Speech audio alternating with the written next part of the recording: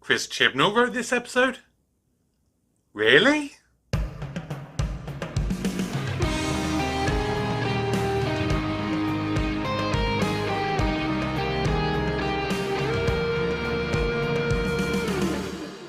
Hello everybody, welcome back to the channel. My name's Kevin, I'm a geek, you're watching Kevin the Geek, and welcome to the penultimate episode featuring Amy and Rory. This is an episode that is surprising on this rewatch, which is something I often seem to say. It is quite surprising how many episodes there are that I often skip over that are actually better than I remember. But I did mention last week that the ending of this episode is something that stuck with me, that it was bad. I was actually wrong in that case. It wasn't bad. It was terrible. So, of course, I'll get to that in a little bit. Of course, if you are new, then welcome to the channel. Please do consider subscribing. If you want early access, you can join the Patreon, but drop your comments down below. Let me know what you think of this and other episodes. And of course, do consider checking out all of my other Doctor Who and non-Doctor Who related content. But here we're talking about The Power of Three, aka the year of the slow invasion, aka the time the Doctor came to stay. Now, we have sort of dealt with this kind of subject before, twice really, both featuring James Corden when he played Craig, and that was in the Series 5 episode, The Lodger, and then of course in Series 6 with Closing Time. And it's all about an episode where the Doctor has to remain on Earth. Well, he doesn't have to, but he does remain on Earth. And you see how difficult it is for him when he just can't do anything and he has to stay. Can't live like this. Don't make me. I need to be busy. Fine! Be busy! We'll watch the cubes! I do think it is kind of similar to what you're like when you go away on holiday and you come back and just like, I don't want to be back here. I want to be back on holiday. I want to be there all the time. So it's an interesting episode. Obviously, it focuses very heavily on Amy and Rory. A lot of foreshadowing, I think, in this episode. That seems to nod towards, next week's episode, which is the final regular appearance featuring them. Actually, I think it's the final episode featuring Rory. Obviously, Amy does come back once in a minor cameo. But, last final regular episodes with them, so I'm looking forward to checking that out. As for this one, I like that Brian was brought back, Rory's dad. He was brilliant. Mark Williams is always fantastic as Rory's dad, and I do think he needed to be in the show so much more. You know, once you have him first appearing in Dinosaurs on Spaceship, then you have him come back in this one. You're just like, why? Why have we left it so long to introduce a character this good into the show? Brian's log, day 361. 8:50 p.m, no movement.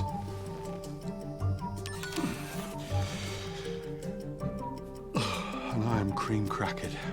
And it's the subtle stuff that he does, like the stuff with Brian's log, where he's recording the cubes and everything that happens, or rather technically doesn't happen with them, is just absolutely a joy to watch.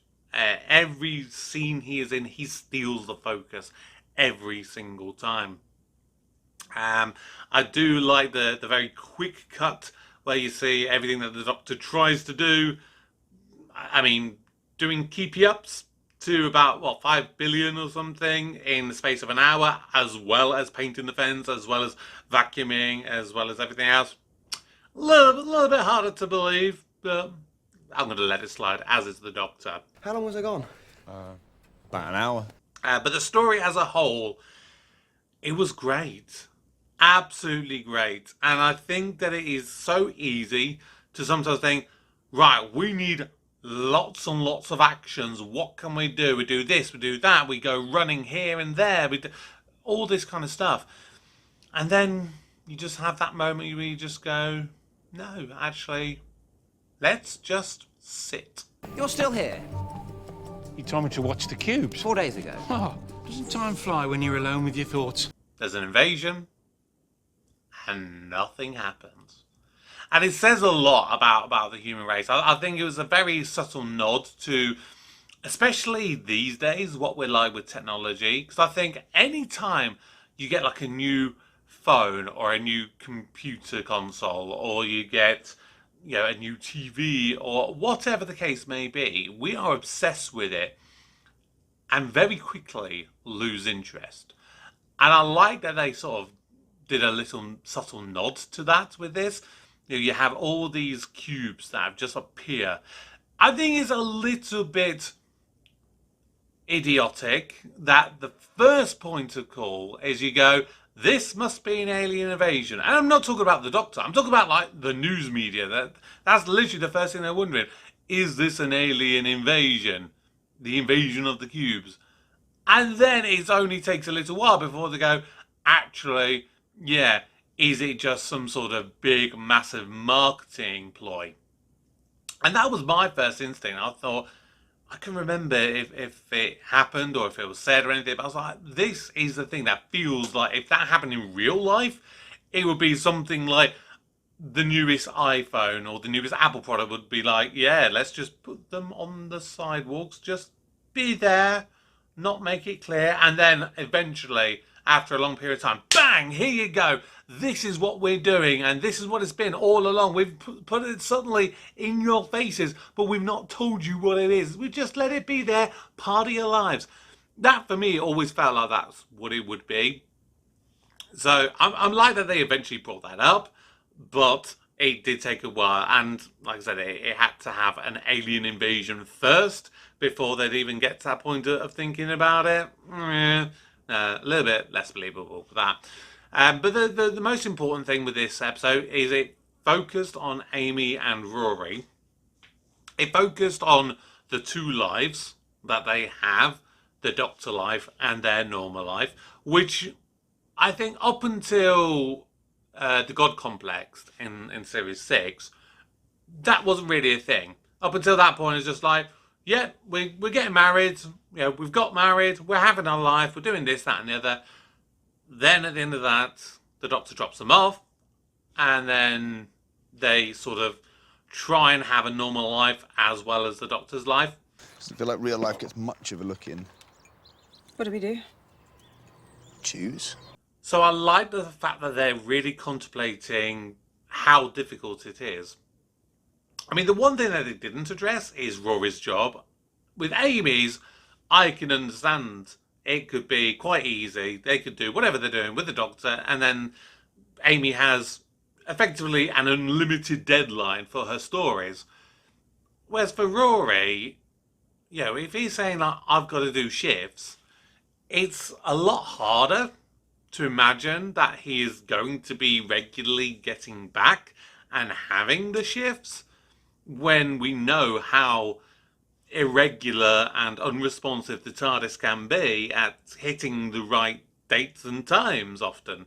So, yeah, that's the biggest sort of slightly unbelievable aspect of that. But I like the fact that they're just trying to have their normal jobs, and they're talking about how they miss very important events in their friends' lives, like their friend who's getting married and Amy's being asked to be a bridesmaid. That's wonderful. That's something that most women would absolutely be delighted with being offered. But can you guarantee that you're going to be around when you're doing loads of time traveling? Because you could die, you could get lost in time, and you can't get your way back. And so you don't want to let your friends down who mean so much to you. So I understand what they were really going with for this episode. Apart from the ending. The Chakri will halt the human plague before the spread. Oh boy, oh boy, oh boy. That ending. It was so bad. It was... I mean, when you have the main villain of the episode, and I use the term villain a little bit loosely here, but when your main villain has literally 8 singular lines of dialogue in the entire episode, he is going to be on screen for about 3 or 4 minutes, and that is it. It doesn't say a lot about how well thought out that villain was going to be. And it's the same with virtually most forms of media. You know, if we talk about the Marvel Cinematic Universe as an example, it's always been kind of stated that they have a bit of a villain problem. You know, they can write great stories, they can write great heroes, but the villains, 9 times out of 10, are very, very bad. You have a few minor exceptions. I mean, if we're talking the first 3 phases of the MCU, you know, Thanos was great. Killmonger was great. Beyond that, I can't think of many more that were really great. Loki, I'd maybe go with Loki. Loki was great. Before then, he sort of became that anti-hero kind of role. So it's, I don't know what it is. I've never tried script writing, so I don't know how easy or difficult it is to write a villain. But what they did here, it felt like it was the most laziest, last-minute, tacked-on thing that they could think of, which kind of makes sense that it comes from Chris Chibnall. I mean, the rest of the episode was great and un-Chris Chibnall-like, in my personal opinion, based on all the other Doctor Who episodes that we get with him. But the ending, just it's that the humans are a pest. We think they're going to be a problem. We think we should kill them. That's basically it. That's their whole motivation. That's the whole speech that they have at the end. And then he buggers off and he just goes, yeah, this is the first phase of the cubes. We'll be back with more. And we've never have been. And you know what? I kind of want a sequel. I think I want a sequel to see how different they can make it. And especially you think at this point we would be 12 years down the line if we were doing it this year, 13 if we did it in 2025, that you could just think, enough time has passed that the human race could have forgotten about these cubes and they could do something similar yet different. And I would be interested to see how different it would be. I'd be interested to see with that. Obviously, the biggest plus of this episode, I think, has to be the reintroduction of Unit. There are soldiers all over my house, and I'm in my pants.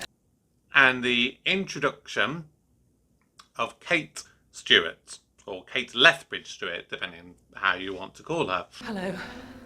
Kate Stewart, Head of Scientific Research at UNIT. It wasn't until I did a bit of research following this rewatch today that I found out that actually the character of Kate, although not in the show, has featured within Doctor Who canon before. And that was basically during the sort of wilderness years, as they call them, between the end of the classical era run and the revival in 2005. And Kate basically appeared in a couple of direct-to-video kind of Doctor Who films, if you like. But that was it. But Chris Chibnall didn't know that. He was like, I want to bring back Unit, because I'm a big fan of that sort of era of classical Who. And, of course, we've unfortunately lost the wonderful Brigadier. So, what could we do? Ooh, how about this as an idea? It's his daughter who now runs Unit, carrying on a bit of a family legacy, but make her a little bit different. And from the little I have seen of the Brigadier, I won't profess to have huge knowledge of the Brigadier, but he was very military. That was his sort of background. And I like that they're going in a bit of a different direction here with Kate, which does kind of reflect the modern world in which we live in. It's very much a case that we're moving away from just heavy-handed warfare to try and be a little bit more scientific with our thinking and our approaches. That doesn't mean to say that you can't have some sort of military aspect to it, as we have seen in, for example, the Sontaran two-parter. We, of course, had it here when they come to investigate the house where Amy and Rory live because of the Artron energy, which, of course, gave us that brilliant line of Rory being in his pants. So Kate as a character was just a wonderful creation. Sort of creation. I mean, she did technically already exist, but of course it was down to Jemma Redgrave who sort of embodied the character and brought her to life, and I think she did an absolutely fantastic job. And I thought her dynamic with Matt Smith, particularly when they were talking about the Brigadier and the sort of family legacy, I thought that was a really touching scene. Science leads, he always told me. Said he'd learnt that from an old friend. We don't let him down. We don't let this planet down. So overall, I would say pretty good episode, but let down by an atrocious ending. Absolutely abysmal ending. So I guess you now want to know what I think of it properly. So of course, if you are new, of course I give every Doctor Who episode a score out of 100 by giving 10 different categories a score out of 10. So these are my scores for the power of 3.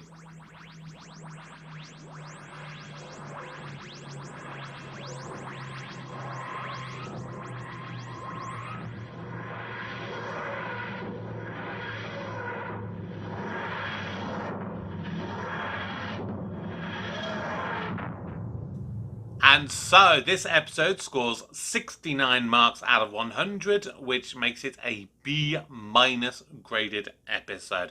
And it is only the second ever episode in which I have given the villain the lowest possible score of a 1 out of 10. And that ties it, unfortunately, with the Reapers from the Father's Day episode all the way back in Series 1. I mean, we've had some bad villains. This is only the second one that we've had that is so low down, and there's only one that ever scored a 2, and that was the Wire from the Idiot's Lantern story, which was back in Series 2. So villains have got better, in not much in some cases, but it has got better generally overall. But yeah, this was just an awful ending, an awful villain. You know, if you could just say the Cubes as a villain, yeah, pretty good. But no, it's this Shakri character played by that Stephen Berkoff. Yeah, he wasn't good. It was just not well thought out. I mean, I thought his delivery of the lines was okay, but it was just the character. There was no personality behind the words. It felt like it was very last minute tacked on.